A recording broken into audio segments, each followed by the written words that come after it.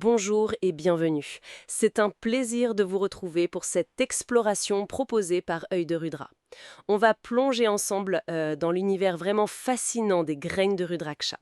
L'idée, c'est d'approfondir notre compréhension et puis notre connexion avec cet objet sacré. Aujourd'hui, on se concentre sur le module 1, la définition et l'histoire du Rudraksha. On s'appuie bien sûr sur les ressources et l'expertise d'œilderudra.com. Alors installez-vous confortablement, on commence tout de suite. Bon, commençons par les bases. On l'appelle souvent la graine de Shiva. C'est vrai que c'est un symbole sacré utilisé depuis des siècles. On dit qu'elle apaise, améliore la concentration, favorise la paix intérieure. Mais allons un peu plus loin. D'où vient ce nom exactement, Rudraksha, voire à la destruction de l'ignorance?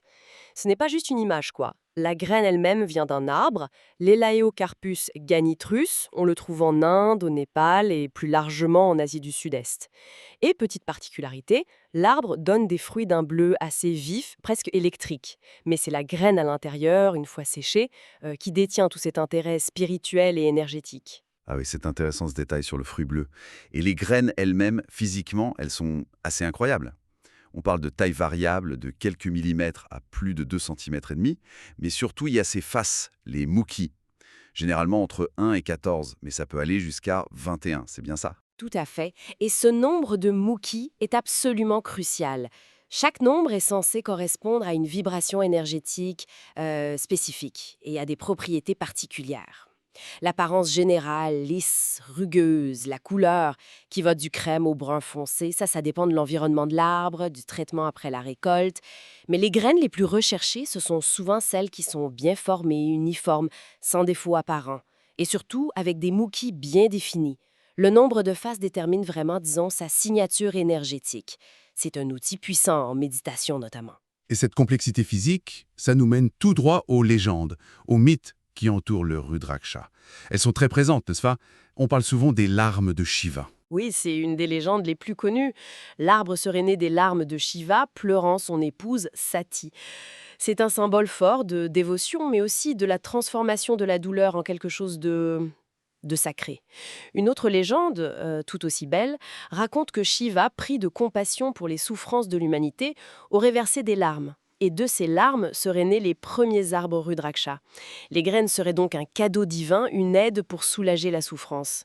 D'ailleurs, des textes anciens comme le Bhagavata Purana les décrivent comme purificatrices, guérissantes et facilitant la connexion au divin.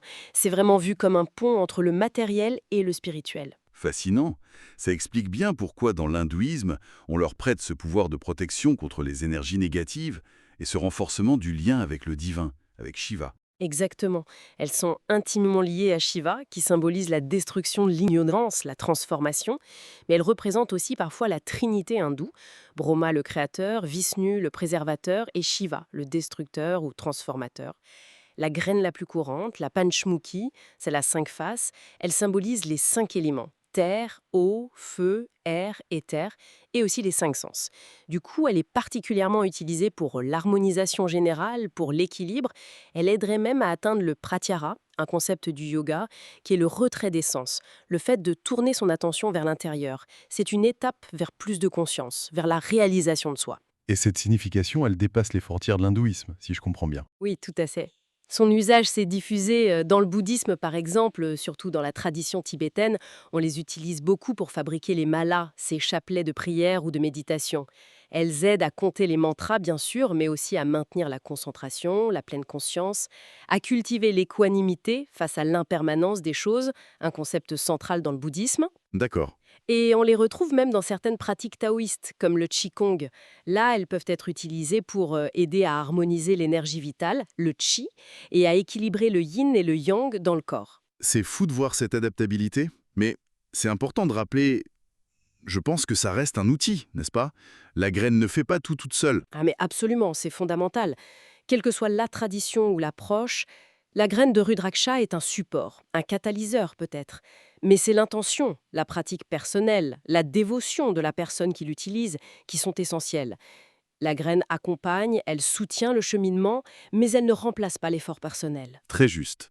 Pour terminer cette première partie, un petit mot sur l'origine géographique. On a dit Asie du Sud-Est, mais y a-t-il des zones plus réputées? Oui, alors l'arbre Elaocarpus ganitrus pousse principalement en altitude dans les contreforts de l'Himalaya. Du coup, les graines du Népal sont très prisées. Elles sont souvent plus grosses, avec des muquis très nettes, mais elles sont aussi plus rares et donc plus chères. Celles d'Indonésie sont généralement plus petites, plus légères et plus abondantes. On les utilise beaucoup pour faire des malas complets. Aujourd'hui, on en trouve partout dans le monde, mais attention, avec cette popularité, il y a aussi des imitations.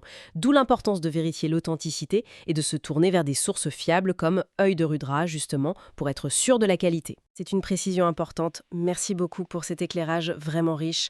On espère que cette discussion aura aidé à découvrir ou à approfondir la connaissance de cette graine magique, on peut le dire. Merci de nous avoir écoutés. On se retrouve très bientôt sur Œil de Rudra pour continuer notre exploration. D'ici là, prenez soin de vous et restez bien à l'écoute de votre intuition. Et peut-être une petite pensée pour la suite. Et si, au-delà de toutes les croyances, de toutes les traditions, le simple fait de tenir dans sa main ou de porter un objet aussi naturel qu'une graine de rudraksha, c'était avant tout un moyen de nous reconnecter à quelque chose de fondamental. À la nature, au cycle de la vie, à notre propre essence, peut-être.